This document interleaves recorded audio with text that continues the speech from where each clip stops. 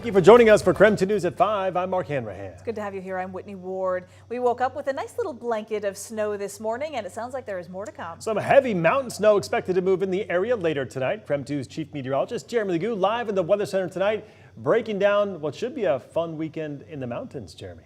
Oh, I think so, especially if you like snow. I hope most of us do here in the inland Northwest, but with our temperatures hovering just above freezing, it is likely that some parts of the inland Northwest start out tonight with snow before transitioning into rain.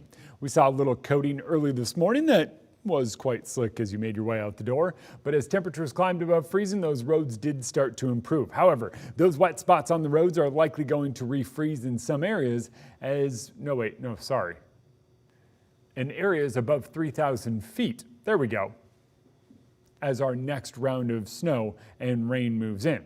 Rain will take over here in the next few hours down low. Above 3,000 feet, it is snow. That snow level eventually climbs up to around 4,000 feet, and then it's back down to about 3,000 feet Saturday night as we get our next round of moisture moving through. That moves out, and by Sunday, we're back to a mix of clouds and sun. But seriously, next few days are interesting. 43 degrees tomorrow. I think most of our rain's early in the day. You might catch a peak of sun later in the day. Sunday, partly cloudy. I think it's the most sun we have seen in weeks. And that high temperature of 38 is very sunshine dependent. If we climb up to 38, then it's difficult for us to get snow on Monday. But right now, could be snow, could be rain, could be dry come Monday. It's all up in the air, but let's just plan for snow because that's worst case scenario. All right, Jeremy, thanks very much. And of course, it's always a good reminder when heading over those mountain passes that you should keep an emergency kit in your car just in case you get stuck. First and foremost, make sure that you keep your gas tank full in case you are stuck on the road longer than you planned. Next, be sure to have jumper cables, a first aid kit, a charger, a flashlight, flares, snacks, and water. And don't forget items to stay warm: boots, mittens, hats, a blanket, and of course, a snow shovel. First couple of days were pretty rough. Still is. I just want to talk to him. Family of the man driving a tanker truck that exploded on I-90 speaking out tonight about the questions that remain around his tragic death. KREM 2's Christian Garza spent the day talking with the family as they try to cope with the loss of a father and a husband. Christian? A Pasco family is searching for answers tonight. They believe Robert Martinez is the person who died in the I-90 tanker crash near Four Lakes last week. After meeting online and getting married 5 years ago, Kimberly Martinez says she could always count on her husband, Robert, to be there waiting for her after she came home from work. But one day, he wasn't there. He was my everything. The morning of the crash, Kimberly says she and Robert were texting about the road conditions. And I just said, be careful. And he said, I'm slowing down.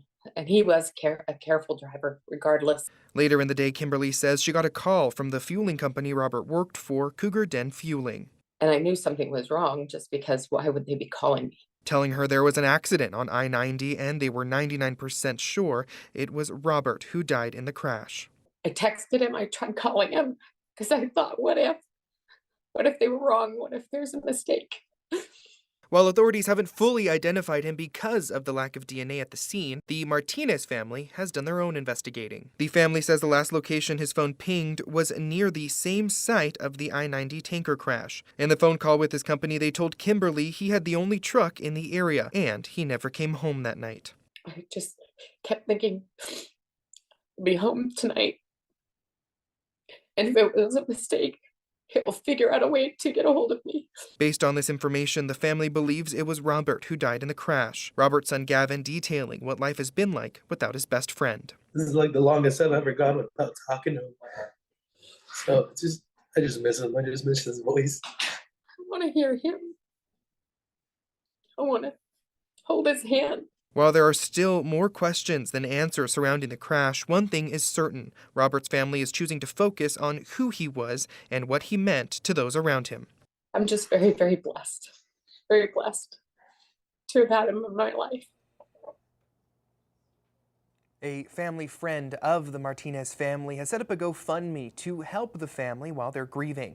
Washington State Patrol says they are waiting for DNA results to confirm the driver's identity. They are hoping to do that by confirming the victim's DNA match to Robert's son. Those results should be finalized here in the next couple of weeks. In the newsroom, Christian Garza, KREM 2 News. Christian, thank you.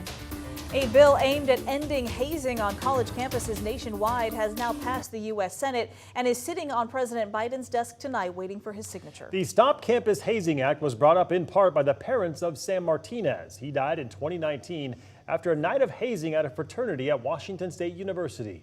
He was 19 years old. Now, it's a case that brought national attention to the Palouse. If that bill is signed into law, the Stop Campus Hazing Act would require schools across the country to include hazing incidents in their annual crime reports. In other news, a California man who spent counterfeit money in Post Falls will spend 5 years in prison. Our news partners at the Coeur d'Alene Press report that prosecutors say Clinton Curry spent hundreds of dollars worth of counterfeit currency. When investigators looked into the case, they found that he had done the same thing in 8 other states, including Oregon and Washington. In total, authorities say he used or attempted to use more than $40,000 in counterfeit cash.